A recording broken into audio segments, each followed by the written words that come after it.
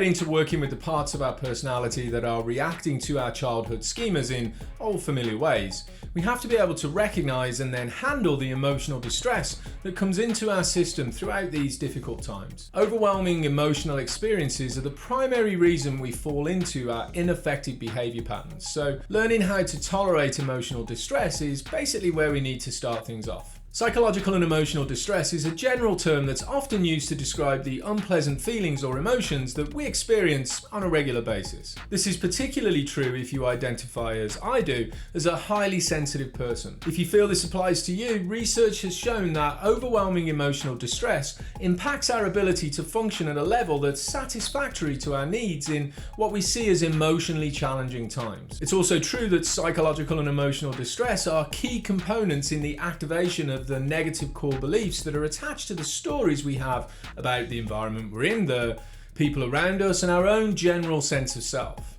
These are also tied to the activation of the childhood schema that we ultimately need to work on if we want to change the ineffective behavior patterns that are impacting our lives in a negative way. No two people experience one event in the exact same way, so psychological and emotional distress is therefore a very unique experience for everyone. One way to think of psychological and emotional distress is as a continuum, with mental health and mental illness at opposing ends. I do use those terms very loosely because I'm extremely aware of the judgment that can be associated with each of them. But it can sometimes help in our understanding that as we continue to experience different things in our lives, we travel back and forth on this continuum, rarely staying in one place for an extended period of time. It's also important to recognize that each of us has an emotional window of tolerance for our experience of psychological and emotional distress. For many of us, there's an upper and a lower threshold to this window.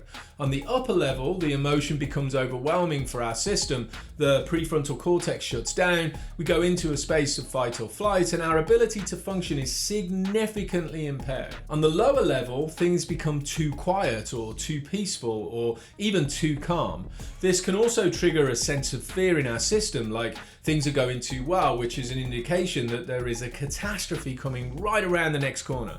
As a result, our anxiety raises, confirmation bias filters are activated in our system, and a self-fulfilling prophecy will often play out, causing things to end in the exact same manner as we're expecting them to. Distress tolerance skills do not remove the emotional experience itself, though. This is something that we need to be extremely clear on right from the start. As humans, we are emotional beings, and removing the emotional experience is just not something that's possible for us to do. I personally tried to achieve this impossible task using substances for the better part of 20 years, and I think we all know how well that worked in the grand scheme of things. Distress tolerance skills help us to handle the emotional experience in a way that basically means we don't freak out or go into those ineffective behavior patterns that are automatically triggered by the distress we're exposed to. They help to bring us back into our window of emotional tolerance, which gives us the opportunity to use some of the other skills available in DBT. This obviously makes our window of tolerance an incredibly important place for us to be, and the general size of this emotional window of tolerance varies from person to person. This unique threshold is more commonly known in the professional world as our level of distress tolerance, and it's dependent on several factors. These include, but are definitely not limited to, the following things. Letting things build up and being constantly immersed in chaos everywhere in life decreases our ability to manage emotions.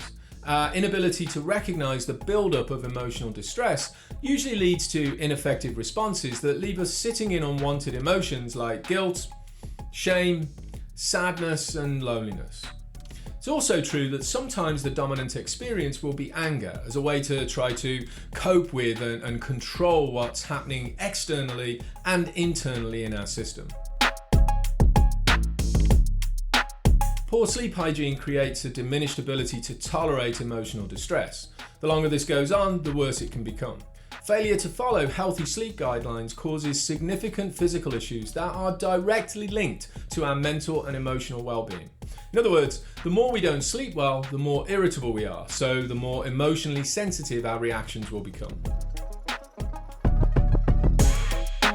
When we don't meet our needs for self-care by learning how to switch off and recharge our batteries in a healthy way, our window of emotional tolerance decreases dramatically. This includes when we do things like constantly working without making time to relax, continually keeping busy because we're afraid of what will happen if we sit still for any length of time, or generally not paying attention to what our body is letting us know we need to do. The associated symptoms of post-traumatic stress disorder, complex post-traumatic stress disorder, developmental trauma, and our unmet childhood needs decreases the size of our window of tolerance. This leaves us continuously closer to our emotional threshold, regardless of what's happening around us, often due to a sense of hypervigilance or a feeling that something bad is going to happen at any point in time. This increases emotional sensitivity and leads to ineffective coping mechanisms in emotionally distressing situations. Tolerance for emotional distress is decreased when we're faced with anything that undermines our physical integrity. This includes things like any viral or bacterial infections that we may be fighting, injury from accidents, our general sense of well-being, inflammation of joints, which can be triggered by excessive sugar in our diet, and the impact of excessive substance use, which obviously causes our physical well-being to be compromised in many different ways. As human beings, when life is filled with a lack of purpose and we don't take on meaningful activities because we're basically not living the life we want to live, our emotional window of tolerance can significantly decrease. It's been well proven in the research for dialectical behaviour therapy that having meaningful things in our lives can help us endure emotional pain. When we're having a bad day, we have little to no acceptance of situations or the circumstances that we're in. This can be down to our system being dominated by parts that are stubborn, keeping us stuck in the rigidity of negative beliefs about how we have to be mad, upset, or even punished right now. This rigidity regularly leads to a decrease in our levels of emotional tolerance. The discomfort of emotional pain is a natural part of life. Accepting this is essential in building our ability to handle emotional distress. In fact, in dialectical behaviour therapy, we have an equation that reads emotional pain minus acceptance equals emotional suffering. Constantly avoiding our emotional discomfort and wrapping ourselves in cotton wool in a futile attempt to remain within our emotional comfort zone ultimately leads to a lowered ability to cope with any level of distress whenever it may come up.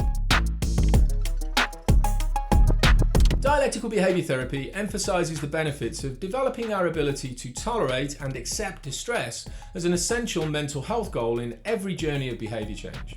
Pain and distress are a natural part of life, and we have to be able to recognise and ultimately learn to accept that they cannot be entirely avoided or removed. Fundamentally, distress tolerance skills give us the ability to perceive our environment without putting unrealistic demands on it to be different. When used effectively, distress tolerance skills allow us to experience our current emotional state and all of the parts that are activated in our system without attempting to change anything. It's also true that distress tolerance is not a rigid set of rules that means we have to sit with our emotions all of the time.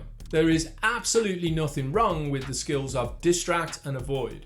For me, this was my dominant coping mechanism at the start of my own journey, and it's something we use a lot in the distress tolerance module. When these skills are in full flow, we know when it's the right time to choose to disconnect and avoid, or to sit with the emotional experience that we're currently having. We can observe our own thoughts, feelings, and behavior patterns without attempting to stop or control them in any way. Take a look through the following pages of the website to build an understanding for what it takes to utilize the DBT distress tolerance skills. And as always, if you like the content of this video, please subscribe to the channel, smash that like button, and turn on those notifications for all the latest from me and the Liberation Place. I hope this video gave you some insight for the importance of the distress tolerance skills in dialectical behaviour therapy. Thanks for watching, see you again soon, take care, be safe and be well.